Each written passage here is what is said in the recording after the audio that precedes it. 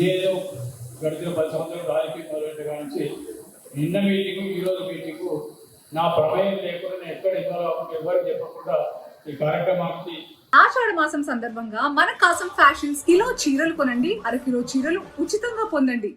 నిన్న లక్ష్మీపేట కానీ ఇక్కడ కానీ పెద్ద ఎత్తున కాంగ్రెస్ పార్టీ కార్యకర్తలు నాయకులు తరలి రావడం చూస్తే నిజంగా చాలా సంతోషంగా అనిపించింది.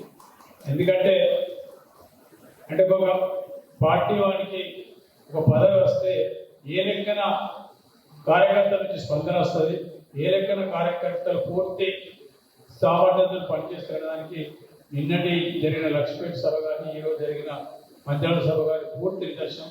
ప్రతి మీటింగ్లో ఇద్దరు వాళ్ళకి చెప్పదు. ఈసారి ఎక్కడ ఎవరికి నిన్న చెప్పడం ఈరోజు చెప్పాలి. ఎవరి వాళ్ళు స్వచ్ఛతకు వచ్చిందో వాళ్ళందరికీ మరొకసారి పూర్తి వేదిక ద్వారా మీ అందరికి చెప్తున్నా, ఎవ్వరు కూడా ఇబ్బంది పడాల్సిన పని లేదు.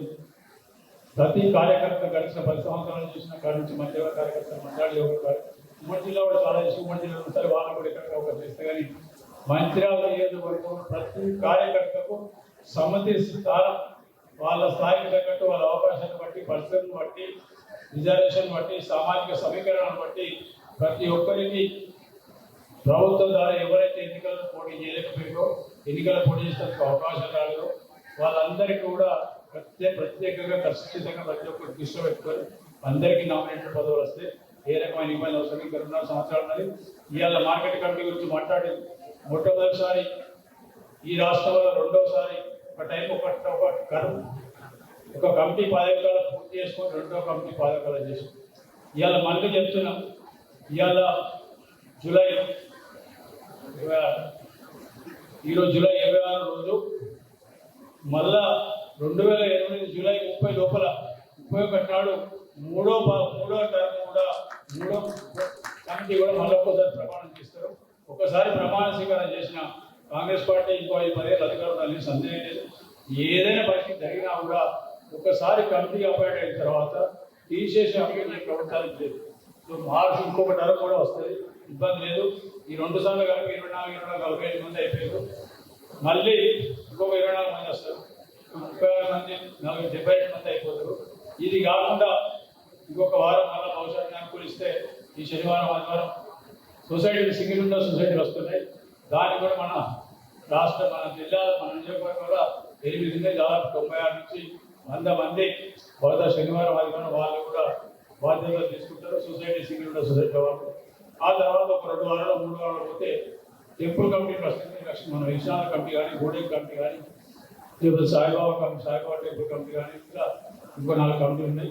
ఇవన్నీ ఆగస్టు 15 లోపల దాదాపు 150 మంది మరొక కొత్త మనుషులకు అవకాశాలు చేసే అవకాశం ఉంది.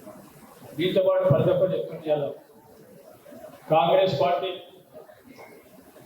గురించి మాట్లాడినప్పుడు మంచిర్యాల నియోజకవర్గం కానీ, మంచిర్యాల జిల్లా కానీ, అంటే ఎన్నికల కన్నా ముందు నేను చెప్పేది, ఎన్నికల కన్నా ముందు గడిచిన 5-6 సంవత్సరాలు పార్టీ పూర్తి ఏ రకమైన అంటే బయటకు వచ్చి జెండా పట్టుకుంటే టీఆర్ఎస్ కేసులు పెడతారనో, భయపడితే ఏమవుతుందని జైల్లో పంపుతారని భయపడి జెండా పట్టుదలకుండా భయపడిన రోజులలో మంచిర్యాల కార్యకర్తలు, మంచిర్యాల నాయకులు ప్రతి ఒక్కరు ముందుకు వచ్చి ఏదైనా కానీ జైల్లోకి లేదా మంచిగా కేసులు పెట్టుకుందాం, మంచిగా మన పోలీసులు కొట్టుగా మంచిగా కానీ మేము మాత్రం ఎందుకో దక్కలేదు, జెండా మేము ఉంటామని చెప్పి దాదాపు మంచిర్యాల జిల్లా నుంచి ఒక 10,000 మంది కార్యకర్తలు ముందుకు వస్తే ఆ రోజు ఇంద్రవెల్లి మీటింగ్ మంచిర్యాల జిల్లాను పునాదిగా చేసుకొని ఇంద్రవెల్లి మీటింగ్కు మిగతా ఉమ్మడి జిల్లాలు అంతా సహకరించి ఉమ్మడి జిల్లా నుంచి ఎక్కడికి ఖర్చుతో గుట్టలకి వెళ్ళి చెట్లకి వెళ్ళి నడుచుకుంటూ ఆ డాక్టర్లకి అన్ని విధాలు వచ్చి ఆ కార్యక్రమాన్ని విజయవంతం చేసిండ్రు.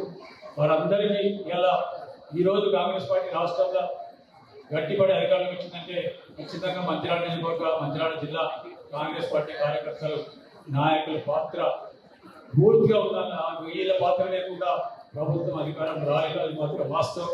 నన్ను ఎవరు ఒప్పుకున్నప్పుడు వాస్తవం. ఏదైతే ఈరోజు మంచిర్యాల పట్టణంలో ఒక పండగ వాతావరణం, కొక్కిరాల ప్రేమ్సాగర్ రావు సురేఖమ్మ గారి దీవెనలతో ఈరోజు మంచిర్యాల వ్యవసాయ మార్కెట్ పదవికి చైర్మన్గా ప్రమాణ స్వీకారం ఆ పుణ్య దంపతుల వలన ఈరోజు ఒక దళిత బిడ్డకు దొరికింది.